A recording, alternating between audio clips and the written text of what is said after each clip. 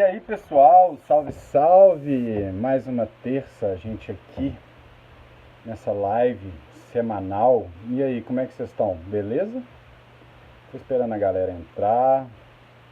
Uma semana corrida, viu gente? Tá assim, extremamente voando.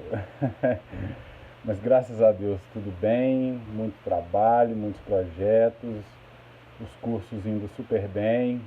Tem uma novidade para falar para vocês mais para frente. E aí, pessoal, como é que estamos? Ana Cristina, Luciana, Ana Sabadim, Anne Sabadim. E aí, Carol Bittencourt, tudo bem? Então, gente, eu estou tentando conectar no Face, mas eu não estou conseguindo, cara. Então nós vamos fazer essa live só pelo Instagram. Depois eu compartilho lá com o pessoal do Face. Tá bom? Vamos lá. Gente, o que nós vamos falar hoje? Vou fazer um overview sobre todo o sistema construtivo em containers, que vai desde a fase de projeto, terreno, né, a parte de aprovação na prefeitura, a parte de serralheria, enfim, a parte de fabricação do módulo em si, depois do transporte, depois a instalação, e chaves na porta, que é a intenção de todo mundo, com um custo controlado, a previsibilidade alta e sem dor de cabeça, sem aquela obra chata que todo mundo tem cabelo em pé. Né? A gente fala que a arquitetura em containers não é uma obra, é uma montagem, é uma instalação, então isso facilita demais as coisas. Eu vou falar aqui hoje um overview em meia hora, tá? Vou tentar ser o mais breve possível para falar todo esse programa aí para vocês. Laísa, você tá campeã, hein? Eu acho que você não falhou em nenhuma live, cara. Parabéns, você merece um prêmio. Peraí. Galera, tudo bem? Nossa, quanta gente aqui. Valeu, valeu. Bom, vamos lá. Primeira coisa, gente, de qualquer projeto, seja ele num container ou não, o que a gente tem que fazer quando a gente vai começar a projetar? Para quem é arquiteto sabe muito bem do que eu estou falando. A gente precisa fazer um planejamento disso que vai acontecer. Seja uma residência, um escritório, uma loja, enfim, algo institucional. O que é a primeira coisa que a gente faz? É o planejamento. E aí dentro desse planejamento a gente tem o famoso programa de necessidades. O que é o programa de necessidades? É você pegar, você extrair do cliente todos os sonhos, anseios e demandas que ele tem sobre determinado projeto, ele te procurou para isso, só que às vezes ele não sabe traduzir isso em projeto, e essa é a sua função. Se a casa vai ter 2, 3 quartos, se ela é bem utilizada durante o dia ou à noite, nós vamos falar do terreno, entender como é que é melhor esse terreno, o prazo, o budget que ele tem, referências, né, do estilo, do conceito que ele quer, se ele utiliza, se ele recebe muitos hóspedes, se ele gosta de receber visitas, quando ele recebe essas visitas, o que eles fazem. Tudo isso, gente, são diretrizes de projeto que vai me orientar, né, a conceber, neste caso, o projeto da residência ou da edificação em containers, tá? Uma outra coisa muito importante, que é um dos tópicos do programa de necessidades, nesse planejamento a gente vai fazer um orçamento e cronograma físico-financeiro da obra, estimado de acordo com esse budget que o cliente tem, até para a gente mensurar se está dentro das expectativas dele, mas esse orçamento e cronograma físico-financeiro é algo muito estimado, muito preliminar nessa etapa do projeto, porque de nada adianta, até porque eu não tenho um embasamento, né, ainda, o desenho não está feito, o projeto ainda não tem seu memorial descritivo, de acabamentos, enfim. Neste momento a gente vai pegar ali uma estimativa diária por metro quadrado, de acordo com budget e prazo, né, que ele imagina que a obra, que ele tem interesse que a obra esteja completa, e a gente vai fazer ali um orçamento e cronograma preliminar, tá? Nesse planejamento. E uma outra coisa muito importante da fase de planejamento é a análise do terreno. Gente, no container, na arquitetura em container ou na arquitetura modular da qual o container faz parte, é imprescindível que a gente avalie a questão do terreno. Por quê? O acesso ao terreno, ele é imprescindível. Sem o acesso ao terreno por uma carreta, no caso de um container de 40 pés, é impossível da gente trabalhar com uma arquitetura modular, neste caso o container. O container chega, os módulos chegam pré-fabricados, né, pré-prontos ali em caminhões, em carretas, e muitas vezes é preciso de um guindaste para içá-los, enfim. Se o terreno não tem ali a acessibilidade a um caminhão, a um truque, é impossível da gente trabalhar com esse sistema construtivo. Então, na largada, você já tem aí algo para ser uma barreira, um sinal vermelho ou um sinal verde. Que tipo de barreira pode ser essa? Fiação, pode ser uma estrada muito íngreme, né? Seja aclive ou declive, que o caminhão não consiga chegar. A gente tem o que mais? De obstáculos, a questão árvores. Nós estamos aqui com um projeto no sul da ilha que a gente teve que chamar os operadores do guincho, da logística, para avaliar se é possível de passar em determinado local, porque tinha uma árvore muito baixa e, enfim, a gente conseguiu essa viabilidade, mas é acesso ao terreno.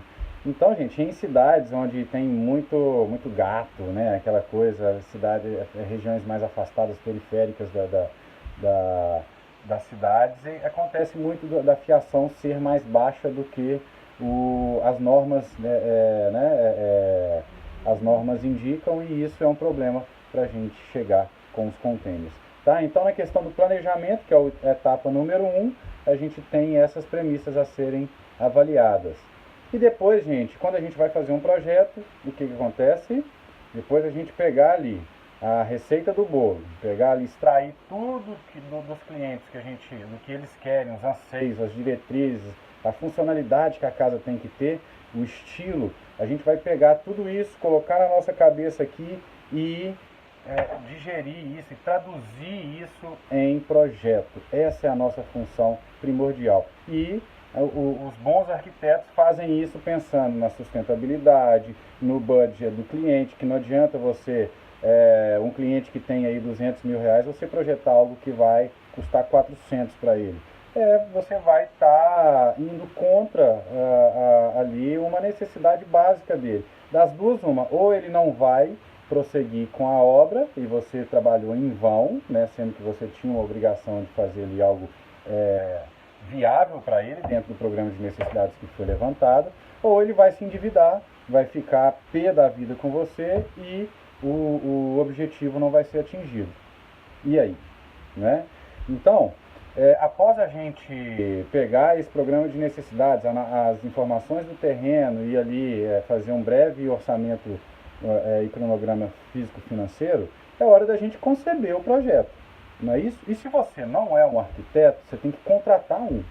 Porque assim, gente, apesar da arquitetura em container ser um Lego, algo muito legal, modular de brincar, coloca um ao lado do outro, um em cima, do lado, coloca ele atravessado na diagonal e tal, na vertical, na horizontal, é muito legal.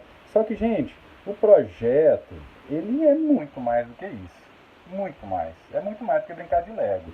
Você tem que avaliar orientação solar, orientação dos ventos predominantes, você tem que avaliar a implantação disso no terreno, a dimensão das aberturas, você tem que avaliar ali o posicionamento delas dentro da edificação, você tem que avaliar os fluxos, tem que avaliar a funcionalidade de acordo ali com essa diretriz que o cliente quer.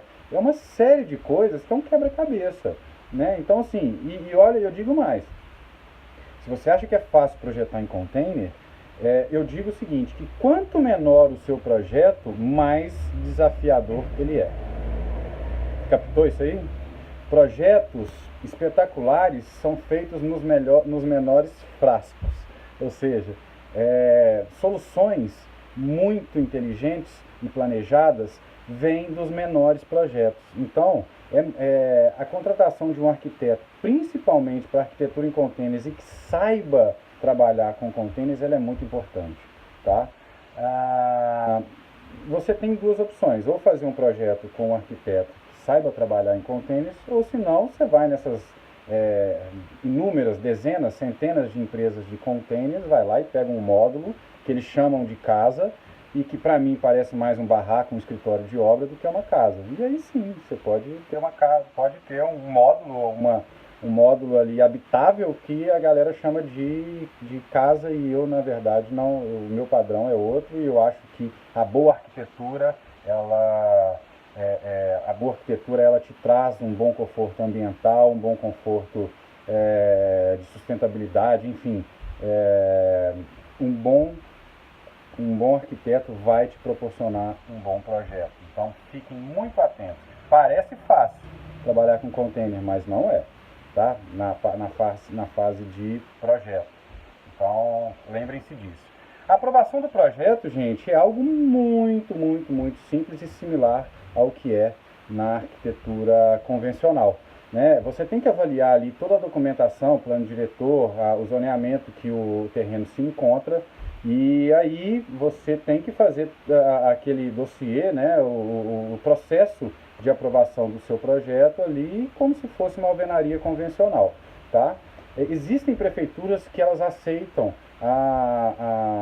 o alvará temporário. Né? No caso de lojas, de estandes de venda, enfim, o container ele é propício para isso.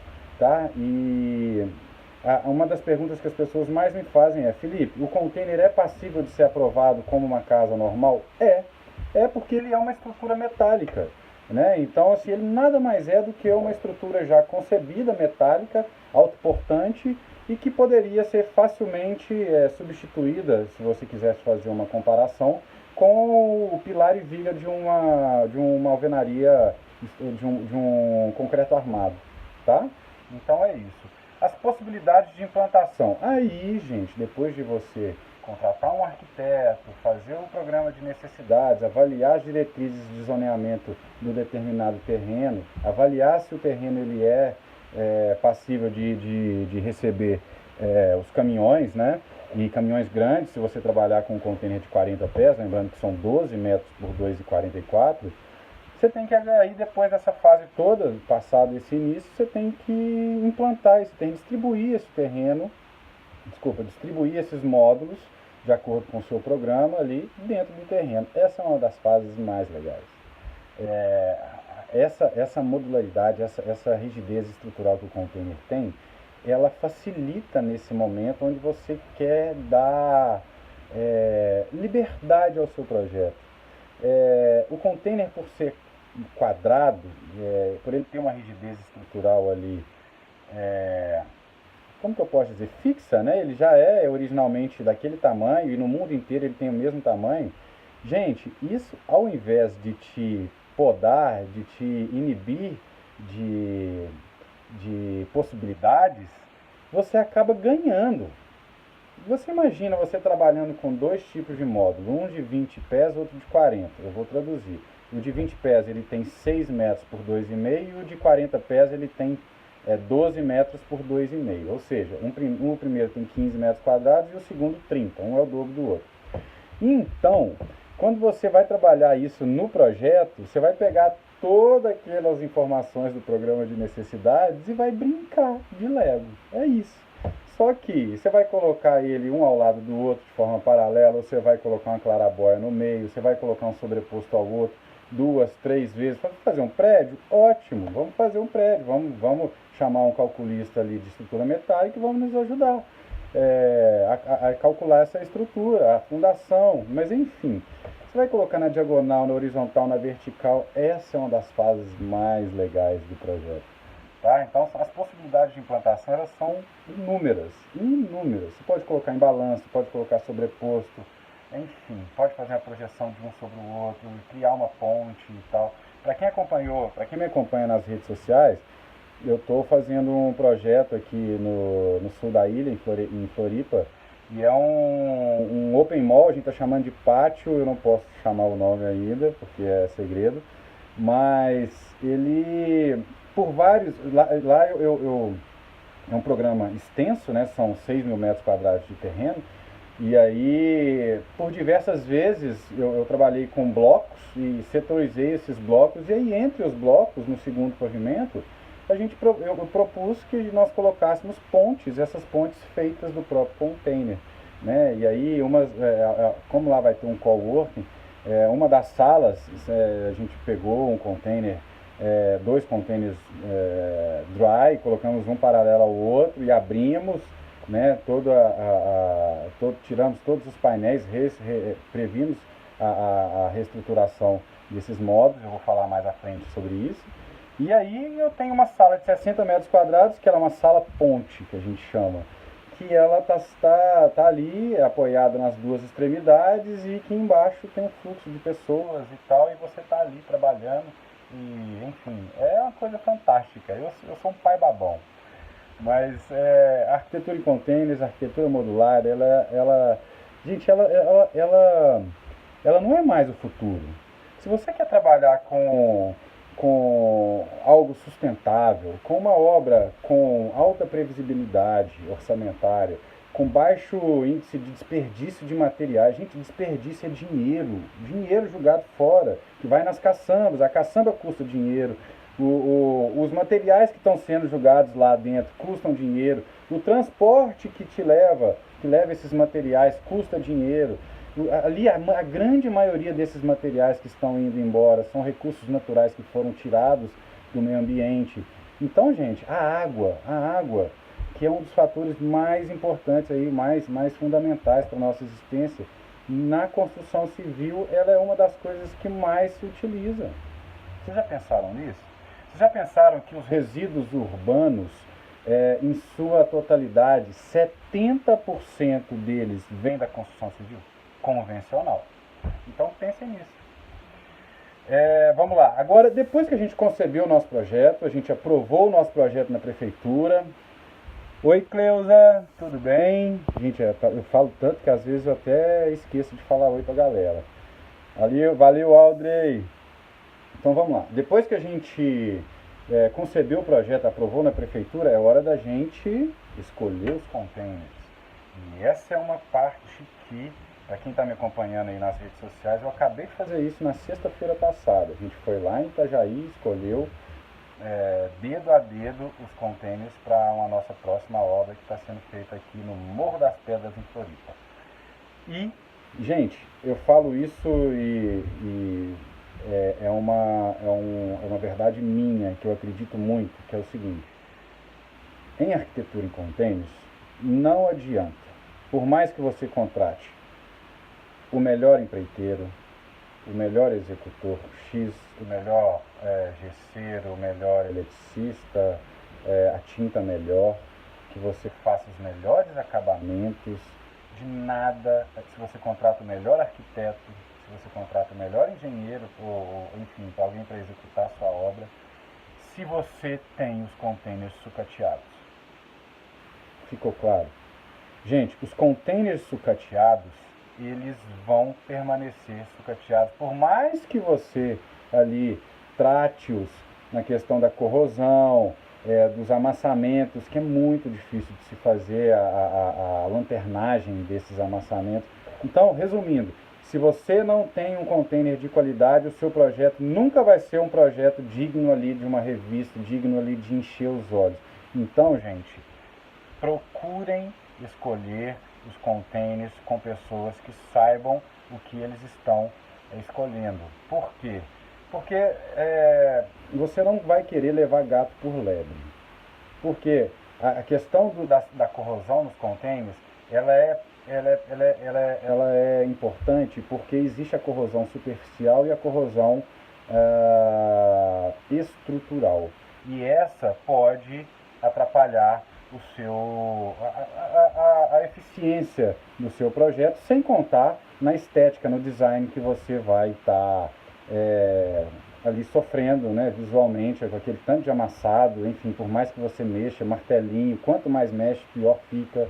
Então, gente, tomem cuidado com isso. Escolham pessoas que tenham entendimento de um bom container, de uma boa caixa, para então fazer a escolha desses containers, tá? Mas no curso que eu dou, seja ele online ou presencial, que vai acontecer agora em São Paulo nos dias 14 e 15 de dezembro, eu mostro todo o que se deve avaliar na escolha de um container. Teto, amassamentos, o tipo de ferrugem, se ele já carregou ou não algum tipo de carga tóxica química, né? Então isso é muito importante. E aí na escolha dos containers aqui eu tenho o tipo de container, que ele pode ser um reefer ou pode ser um dry. O reefer é aquele refrigerado, que ele já originalmente de fábrica, ele já vem refrigerado, ele já vem isolado térmica e acusticamente. É aquele que é uma geladeira, que ele é utilizado para carregar, para transportar cargas refrigeradas ou congeladas, né, no navio. E aí depois que ele acabou sua vida útil como transporte de cargas, ele passa a ser uma opção para se trabalhar na arquitetura e em outros setores, como por exemplo uma câmara frigorífica, né? E aí o dry, que é o meu preferido, que eu utilizei na minha casa, utilizo na grande maioria dos meus projetos, que é aquele mais característica de container, que tem os painéis laterais corrugados, e enfim, ele é muito mais, tem uma pegada mais bonita, eu acho. É um design mais bonito. E só que o reefer, ele não precisa de fazer o isolamento e o dry já precisa. Mas um aspecto que eu gosto no dry, porque, como vocês podem ver, eu estou aqui no meu home office e eu utilizei aqui o OSB, que dá um aconchego, que é a parte ali interna de qualquer edificação em container, e ela te propicia trabalhar com placa de OSB, com gesso, que fica muito similar a uma casa normal, placa de MDF, MDP, placa cimentícia, né? E a gente vai falar disso mais à frente. Os tipos de transporte, né? Que aí são os caminhões que eu falei, tem os munks, os guindastes, e a gente tem que avaliar a higienização desses containers, e aí, se você não sabe o que foi transportado dentro de determinado container, peça um laudo de desinfecção e um laudo de habitabilidade dos containers, isso é muito importante, tá? E assim você tem uma boa caixa para você fazer a transformação, né? E essa transformação pode ser você mesmo, contratando ali os empreiteiros, né, orbitando sobre o projeto, que eu vou falar deles também, ou você pode contratar, que é a minha opção favorita, uma empresa gabaritada que vai te dar a opção chave na porta, vai te dar garantia, vai te dar uma previsibilidade orçamentária, enfim, vai te dar tudo aquilo que de diferente para o lado positivo a arquitetura modular da qual o container é parte pode te dar. Né? Você não vai querer ter obra, você não vai querer ter neguinho te enchendo o saco, sabe? Você não vai querer ter atraso, você não vai querer ter nego te dando nó, sabe? Então, gente, a arquitetura modular, a construção modular, ela veio para sanar todos esses problemas. É como a fábrica de um carro.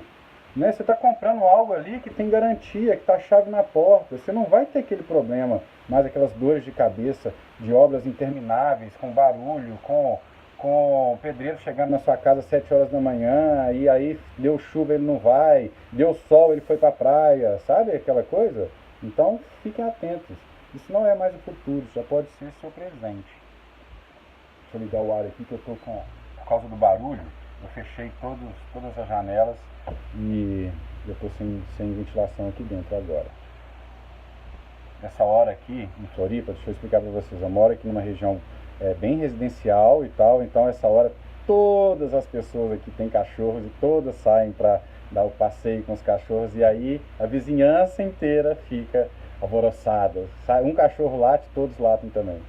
Então, para não atrapalhar a nossa live, eu tô lacradinho aqui dentro. Gente, depois que compramos os containers, aí nós temos duas etapas aí. Um caminho a gente começa a trabalhar na infra do terreno, que é a cachorrada. Você sabe, né, Gui? A gente tem ali o bom da arquitetura em containers é legal o seguinte, que você tem duas etapas de obra. Obra não, de instalação. Mas uma delas acontece no terreno e a outra na fábrica, num ambiente controlado. E aí, uma das principais vantagens que a arquitetura em containers, a arquitetura modular tem, é a celeridade de obra, concordam? Uma casa como a minha, com 60 dias a gente entrega ela pronta, funcionando. O que acontece para isso ser possível? Enquanto o container está sendo transformado lá na fábrica, num ambiente controlado, independente de chuva, sol, vento, enfim, se for uma obra bem planejada não vai faltar material. Então, enquanto ela está lá sendo transformada nesse ambiente, né, ali independente das intempéries, você está trabalhando no seu terreno, fazendo fundação, fossa, fechamento do terreno ali, desde que você deixe um espaço para o caminhão entrar, a parte de urbanismo. Então, gente, quando os containers estão prontos lá na fábrica, é uma união que acontece. A gente pega o container semi-pronto, transporta ele até o local de instalação e chega, gente, com um guincho, uma forma assim, muito suave, instala-se o container na sua fundação e faça os acabamentos finais ali de acoplagem entre um container e outro, se for o caso, e aí com 15, 21 dias, 2 ou 3 semanas, você tem a sua obra pronta. Gente, o que vocês estão esperando? Vamos embora, vamos trabalhar com arquitetura modular. Chega da gente trabalhar com esse tipo de obra, que é a obra que é ultrapassada, totalmente ultrapassada. Você quer ter dor de cabeça? Você quer lidar com pedreiro o dia inteiro? Gente, quem sabe o que eu estou falando, me entende, tá? Então vamos passar para a próxima. Depois disso, falei já da fundação da infraestrutura no terreno. Agora eu vou falar na outra veia ali, tá? No outro caminho, que é a serralheria. Quando os contêineres chegam no pátio do executor, né, da fábrica, você tem lá os tipos de cortes que ele vai sofrer, que pode ser o corte com esmerilhadeira, pode ser o corte com a serra circular, ou com plasma, né? Tem vários tipos de possibilidade de ferramentas que fazem o corte. E aí a gente vai prever os reforços estruturais, fazer os requadros, a caixilharia, que vão receber as esquadrias num terceiro momento, os tipos de acabamentos, esses requadros que eu estou dizendo, o acoplamento dos contêineres. Olha, se você vai contratar um executor para fazer a sua transformação, a sua edificação, a sua casa, o seu escritório, sua loja, ela tem mais de um container, exija que este executor monte na fábrica a disposição dos módulos como eles vão ser na vida real, no site, no site não, site em inglês, mas no terreno mesmo de instalação final, porque é ali que você vai ganhar, ali você vai antecipar eventuais incompatibilidades de projeto, com o projeto elétrico, com o hidrossanitário, com o arquitetônico, com o estrutural. Às vezes está prevendo passar um tubo de um encanamento, onde vai estar previsto ali um reforço estrutural, e enfim, você não vai querer ver isso na sua obra lá depois da obra, dos módulos transportados já semi-prontos lá na hora de instalação de acoplamento, né? Mas isso vale um parêntese, porque para os arquitetos que estão mais à frente aí do mercado, só trabalha-se em BIM, que é o Building Information Modeling. Isso é você conceber de forma digital, de forma totalmente eletrônica, o modelo da sua edificação, né? Então, se você vai ter ali o projeto arquitetônico, o estrutural, o elétrico, o hidrossanitário, o SPDA, tudo de madeira, tudo no seu arquivo, no seu modelo eletrônico ali, e as incompatibilidades elas vão aparecer ali e não na hora da obra, né? Então fiquem atentos, peguem arquitetos que já trabalhem em BIM, BIM, Building Information Modeling, tá? Depois a gente tem a parte do telhado e da impermeabilização, só que Você pode fazer essa parte no momento. Eu gosto de fazer o telhado de impermeabilização, é a última parte da obra, mas você já prevê essa parte no momento ali da acoplagem do terreno, dos containers na fábrica, no ambiente controlado, né? Tudo é feito antes, depois desmonta-se e monta-se de novo na obra, para evitar qualquer tipo de incompatibilidade. E aí, os telhados do container, você tem algumas opções. Você pode utilizar o container, a cobertura original do container, né, que é uma possibilidade, apesar de não ser a ideal, é uma das possibilidades. Você tem uma cobertura com telha sanduíche, você tem a cobertura com a cobertura suspensa, propiciando uma ventilação ali, criando um colchão de ar, né, para haver aqui o isolamento térmico neste caso, né, que é no teto onde a incidência solar é maior, né, e tem os telhados verdes também, enfim, tem N alternativas, mas se você está com um budget mais como é que eu posso dizer, um budget mais curto, você pode utilizar o telhado direto do container, basta que você preveja ali no seu projeto um forro com no mínimo ali entre 12 e 15 centímetros de espaçamento de colchão de ar, lógico que colocando ali as lãs, né, lã de PET, lã de vidro, lã de rocha, para haver esse bom isolamento termoacústico, tá? Deixa eu responder aqui. Carol, ela está me perguntando se eu uso Revit ou ArchiCAD. Olha, carteirinha. Eu uso de carteirinha ArchiCAD. O ArchiCAD é um software para arquitetos feitos por arquitetos. O Revit é um software muito bom para quem usa, né? Mas assim, quem já conhece os dois vai de olho fechado no ArchiCAD, tá? Vamos lá. A pintura. Eu vou falar, existem técnicas e tintas para se aplicar nos containers, tá? E assim, pintura é a principal manutenção que uma arquitetura em containers pode apresentar. Então, não economizem. O pintor, o Zezinho da Silva lá, chegou e falou assim, vamos fazer com a tinta mais barata mesmo, não sei o que, não tem problema. Não é verdade. Faça o uso de tintas automotivas, tintas grossas, com a pigmentação grossa, tintas que vão ali ser literalmente uma camada de proteção a eventuais corrosões que venham a acontecer no container, tá? Então não economizem em pintura. E mais uma coisa, eu comecei a trabalhar com container na Ferrari e a gente fazia a montagem dos containers. A gente trazia o container para o nosso pátio e ali a gente fazia a contratação dos empreiteiros de forma... nós gerenciávamos a obra, mas assim, eu posso te dizer, assinando embaixo, que a pintura é um dos itens, para quem quer seguir nessa linha de fazer a obra por si mesmo, é uma das questões mais complicadas. Então, gente, se você vai fazer o seu projeto, você quer fazer o curso e vai aprender as técnicas que eu vou ensinar, você quer fazer ali, comprar o container, mandar no serralheiro e mandar num pintor e tudo mais, eu dou uma dica. Compre o container em determinado local, no fornecedor X ou Y, mas a maioria deles já fazem a serralheria e a pintura para você. Então o container já vem ali no seu esqueleto já todo recortado e pintado. Isso é uma grande vantagem se você vai querer fazer a sua obra contratando os empreiteiros ali, seja carpinteiro, eletricista, encanador, o drywall, gesseiro, né? Enfim, tá? Então isso é uma dica que eu dou para vocês. Olha, tinta à base de óleo ou água. A tinta à base de água ela é mais sustentável, né? Mas tem tinta que não é boa, tá? Tem tinta que é fraca. E as tintas a óleo são mais resistentes.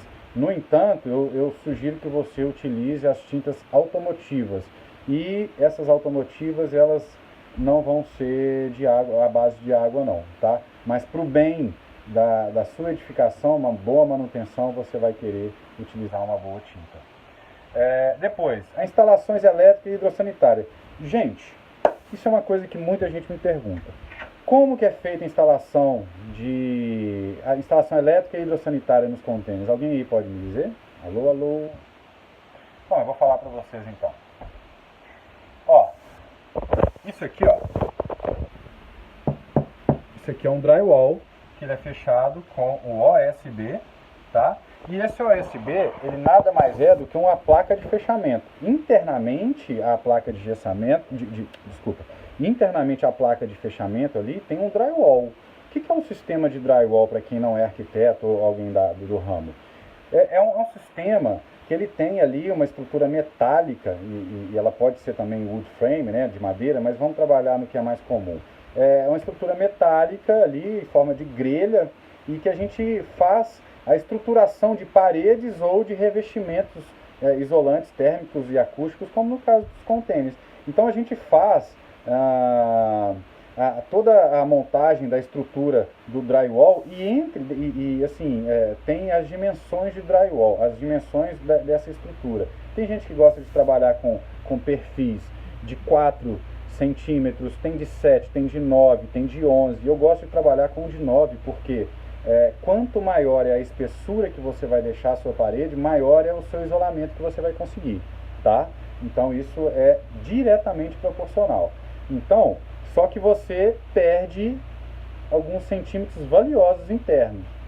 Então o container, quando você faz as duas paredes internamente, sobra entre paredes, é pouco mais de 2,20. Tá? Então assim, qualquer centímetro é muito bem visto, muito bem-vindo. Só que é melhor você perder alguns centímetros do que ficar com um ambiente quente. Vocês concordam comigo? Eu acho que todo mundo concorda, né? Então, por que eu estava falando isso? Porque quando a gente faz a estruturação desse drywall, que geralmente os montantes vão de 60 em 60 centímetros, e aí depois você vem com a placa, né, pregando ali, fazendo fechamento, e aí fica uma parede imperceptível, como uma parede normal, dentro desse colchão de ar que foi gerado ali, a gente coloca a manta, pode ser lã de PET, lã de rocha, lã de vidro, pode ser o EPS, que é o isopor, pode ser o isopor no EPS projetado, e aí você tem o espaço para passar a tubulação elétrica e hidráulica e sanitária também, né? Então olha que legal, você não só tem uma facilidade de manutenção, porque no caso aqui do OSB, como eu não tenho tinta, já é a minha estrutura, já é o meu acabamento final, eu apenas tiro a placa, faço a manutenção que eventualmente vier a dar, e aí tá pronto, não teve quebra-quebra, não teve pedreiro vindo dentro da minha casa, sujando aquele inferno de poeira e tal. Então, gente, é a construção inteligente, é isso, tá? Gente, quem já viu alguns dos meus vídeos pode dar o seu depoimento aqui de que é uma coisa muito simples de ser feita, apesar de parecer ser a coisa muito complexa, e não é. Os conduítes elétricos são mangueiras corrugadas que você faz, né, que você passa, e depois vocês olhem no meu YouTube, no meu canal no YouTube, e vocês vão ver lá, tem alguns vídeos falando dessas instalações. E a tubulação hidráulica e sanitária também é a mesma coisa, tá? É toda passada por dentro do drywall. Bem, eu estou 10 minutos atrasado e a gente ainda está no item 10. Vamos lá. O revestimento e isolamento termoacústico. Eu já falei disso, mas vou falar só rapidamente. A gente tem o EPS, lã de vidro, lã de PET e o lã de rocha. Qual que você gosta mais, Felipe? Eu trabalho com lã de PET. Tá? Você tem ela nas densidades e espessuras das mais variadas, e aí fica um parêntese aí, uma observação que eu gostaria de falar, que é o seguinte: a maioria das empresas de container, dessas que tem por aí, que entregam um barraco de obra chamando de casa, elas trabalham com uma espessura e com uma densidade de lã desse tamanhozinho. Ou seja, isso e nada é quase nada. Então, trabalhem com a densidade de 64 metros cúbicos por metro, 64 quilos por metro cúbico, enfim. Trabalhem com uma espessura de 10 centímetros no mínimo, tá? Então é muito, muito, muito importante. É porque é isso que vai fazer o isolamento da sua unidade, seja ela uma casa ou uma loja, e juntamente com o colchão de ar que é criado. Bom, vamos lá. Qual revestimento interno melhor, drywall ou placa de Tetra Pak? Por quê? Quem me perguntou aqui? H. Gutenberg. Olha, o drywall é o que eu mais uso. A Tetra Pak, ela é um material que ele é bem mais... Ele é reciclado, é um excelente material nesse sentido, mas a durabilidade dele não é tão boa, tá, Gutenberg? Principalmente se você vai colocar ele exposto a intempéries, tá? Então ele tende a descolar, o acabamento final dele não é tão bom, tá? Então eu prefiro trabalhar com o drywall, que o drywall me permite trabalhar ali até com PVC de fechamento, tá? Mas não gosto também de trabalhar, mas é ali, as que eu gosto mais de trabalhar, gesso, o OSB, gosto de trabalhar com MDF, o MDP, que é um primo ali do MDF, e a placa cimentícia. A placa cimentícia, eu sou fã de carteirinha. Esquadrias. Aqui é os tipos de acabamento. A gente acabei de falar neles, né? É o gesso acartonado, OSB, PVC, MDF e placa cimentícia. E estou fazendo uma colinha aqui, mas essa colinha é do meu e-book, tá? Então eu peguei só os tópicos aqui para não esquecer nada. As esquadrias. Gente, qualquer tipo de esquadria que se utiliza numa casa convencional, numa casa com a construção convencional, a gente tem possibilidade de utilizar no container. E eu vou listar as principais aqui, que é o vidro temperado, que é aquele mais barato, mas que eu não gosto muito porque ele não veda contra água e nem contra vento, tá? E aí você tem também as esquadrias de alumínio, as esquadrias de PVC e madeira. Eu não gosto muito de trabalhar com madeira no container, assim, para esquadria, tá? Eu vou explicar. A esquadria de madeira no container eu acho que não fica muito harmônica, não sei. Agora, já a madeira como um elemento ali, brise, painéis e decks, eu acho que complementa super. Madeira, vidro, metal e paisagismo, você tem um excelente projeto. Vamos lá, Gui. Fala, meu irmão. Eu tava sentindo falta de você aqui, cara. Vamos lá. Ao revestir as duas laterais e o teto do container com USB, é melhor fazer a parede de drywall até o teto do container e o forro entre as duas paredes, ou as duas paredes terminam no forro? Depende... Isso é uma boa pergunta. Depende da modulação que você vai dar nas suas placas. Tem gente, eu já trabalhei nas duas hipóteses, só que tem gente que trabalha com um tipo de placa com dimensões menores e tem gente que trabalha com um tipo de placa que você consegue do piso ao teto colocar uma placa só, né? E dependendo da altura que você vai deixar o seu forro. Então, se você vai deixar nessa segunda opção que eu acabei de colocar, você não vai ter uma placa que vai entrar para cima do forro. Então você já acaba com o forro ali, você já coloca o forro faceando a sua placa que está na vertical. Conseguiu entender aí, Gui? Depois das esquadrias, as esquadrias geralmente são uma das últimas etapas do container, tá? Da arquitetura em container e modular.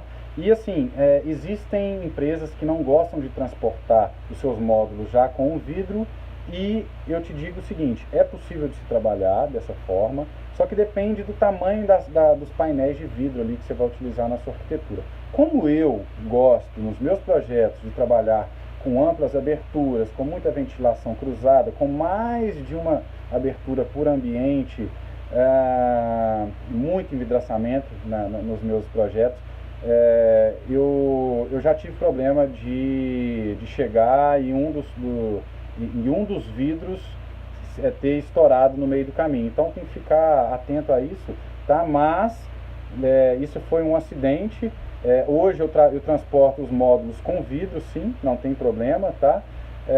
E diria mais, a gente já transportou casa até com roupa de cama. Chegou, colocou, instalou a água, a eletricidade, tá, deu, pode usar, tá bom? Felipe, sobre a rede de esgoto, já passou? Já passou, mas eu vou te falar. A rede de esgoto, você tem duas opções. Ou você liga o container na rede de esgoto pública, né, que é uma coisa muito comum de se fazer, ou você vai fazer a fossa, né, a fossa filtro sumidouro em locais que não tenham, como aqui na região do leste da ilha, aqui é onde eu estou, aqui em Floripa. Então é uma coisa muito simples de se fazer, não tem bicho de sete cabeças, tá? É igual se faz numa casa normal. Tem também muitas coisas que eu gostaria de falar, gente, mas o tempo já esgotou. Eu vou falar aqui só as premissas de sustentabilidade que eu uso, que eu procuro usar nos meus projetos, tá? Deixa eu só responder o guia aqui. Imaginei em fazer assim, pois assim fica mais fácil desparafusar a placa do teto para eventual manutenção. É exatamente isso, brother. É exatamente isso. Bom, itens de sustentabilidade nos containers, que por si só a gente pode dizer já são um sistema construtivo sustentável. Vocês sabem que, uma curiosidade, vocês sabem que um dos maiores problemas ambientais que o mundo tem é a questão da desova clandestina de containers em alto mar? Vocês sabiam disso? Você sabia que custa mais caro para os armadores manter containers sucateados num pátio dos portos ou no pátio deles próprios de armadores e de logísticas do que do que transportar eles ou do que dar uma segunda vida para eles? E aí o que eles fazem? Eles jogam esses containers em alto mar. Isso, segundo um estudo que houve já por uma ONG, eu me esqueci o nome, diz que existem milhares de caixas por ano jogadas, abandonadas clandestinamente no meio dos oceanos. Então, container é sustentabilidade, tá? E não pode ser um problema ambiental. Então, você utilizando os containers, você está ajudando a fomentar esse segundo uso para uma caixa que já teve a sua vida útil como transporte de cargas e agora ela vai ter sua segunda vida útil agora como uma casa, como uma residência, como uma loja ou como qualquer coisa, qualquer edificação na construção civil.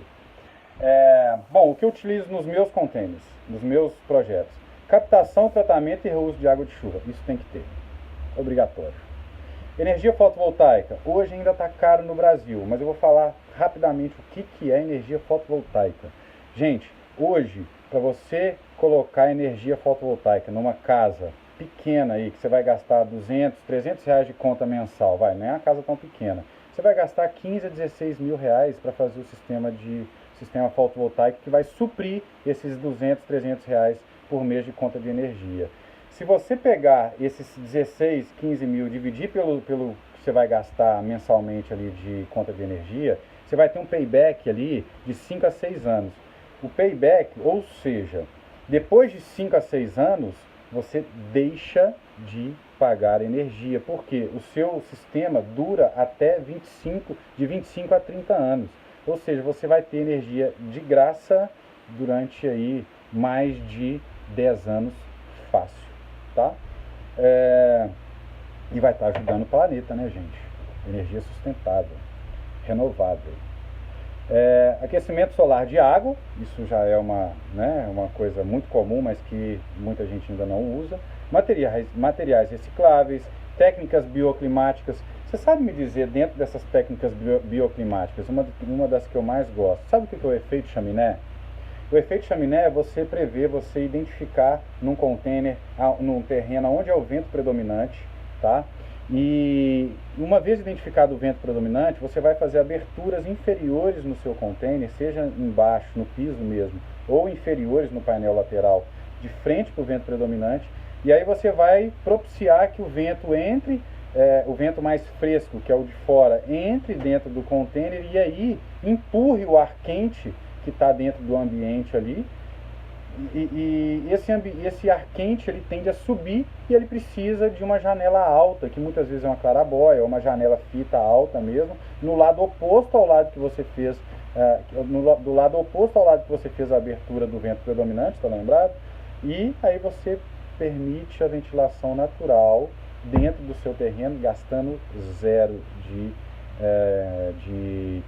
climatização artificial, tá? Então isso é uma das coisas que eu mais gosto na arquitetura sustentável, e isso se chama técnica bioclimática, tá? uma delas, né? Climatização sustentável, isso que eu acabei de falar. Você pode utilizar como outra técnica você pegar a tubulação e enterrar embaixo da terra cerca de 1 metro e aí colocar um ventiladorzinho mesmo, ventilador que, né, não consome nada de energia, e ele vai puxar o ar de fora da sua edificação. Esse ar vai passar pelos dutos cerca de 1 metro da superfície e aí ele vai resfriar cerca de 2 a 3 graus e vai entrar na sua casa mais fresco, gastando só o efeito, a energia de um ventilador. Ventilação cruzada eu acabei de falar. Insolação e orientação solar é muito importante também. De nada adianta, gente, você fazer todo o sistema de isolamento se você tem, por exemplo, uma grande parte envidraçada do seu projeto voltado para a fachada norte, que vai ter incidência de raio solar dentro da sua casa, e isso vai esquentar a sua casa. Então não é o problema o container, o problema é o projeto. Vocês concordam comigo? Então, fiquem atentos. Eu, que por exemplo, gosto de grandes aberturas, muito envidraçamento dos meus projetos, sempre prevejo algum tipo de brise. A minha casa chama casa brise. Brise, varanda, beiral, painel, qualquer coisa, uma sombra de uma árvore, qualquer coisa para inibir a entrada de raio solar direto dentro da casa. Não pode, porque isso esquenta. E isso não é só arquitetura container, não. Isso é qualquer arquitetura, tá, gente? Chaminé térmica, eu acabei de falar. Tem tinta térmica também, que é uma tinta emborrachada, que ela é um isolante. E aí, geralmente, elas são brancas, essas tintas, e elas refletem os raios solares. E elas também atuam como uma camada isolante. É uma borracha, uma tinta emborrachada que é branca e que reflete. E tem umas nanotintas também, que elas têm, só que elas são um pouco mais caras, ainda são mais caras, mas eu creio que a tecnologia está tão rápida que já a coisa vai ser compatível para a gente utilizar aí amplamente nos nossos projetos. Telhados verdes, laje jardim, é outra coisa que eu gosto muito dos meus projetos. Brises, beirais, persianas e película solar para vidros. Tem uma película solar ou vidro que chama Low-E, que Low-E é de baixa transmitância dos raios infravermelhos, que são os que aquecem os ambientes. Ufa! Espero ter falado tudo, só que eu não falei. Tem muito mais coisa, eu ficaria aqui por mais horas e horas. Só que, agora, para quem quer saber de tudo isso que eu estou falando, nós estamos na Black Friday da Fórmula da Arquitetura em Containers. Então, quem quiser, basta me mandar um DM ou ir na minha rede social, no Instagram, no Facebook, e se cadastrar, que sexta-feira a gente vai dar um super mega thunder desconto para Black Friday, que vai acontecer agora dia 30 de novembro. E isso para o curso online. O curso presencial é dia 14 e 15 de dezembro e está mais que confirmado. Estou muito feliz com isso, o primeiro curso presencial, e eu estou falando que vai ser mais do que um curso, vai ser uma experiência. Isso é palavra e promessa é dívida, tá bom? Espero que vocês tenham gostado. Falei muito, ultrapassei em 25 minutos o que eu pretendia falar, mas falaria por muito mais tempo aqui, tá? E qualquer dúvida que vocês tiverem, eu vou estar sempre por aqui, tá bom? Valeu, moçada, um abraço, tchau, tchau.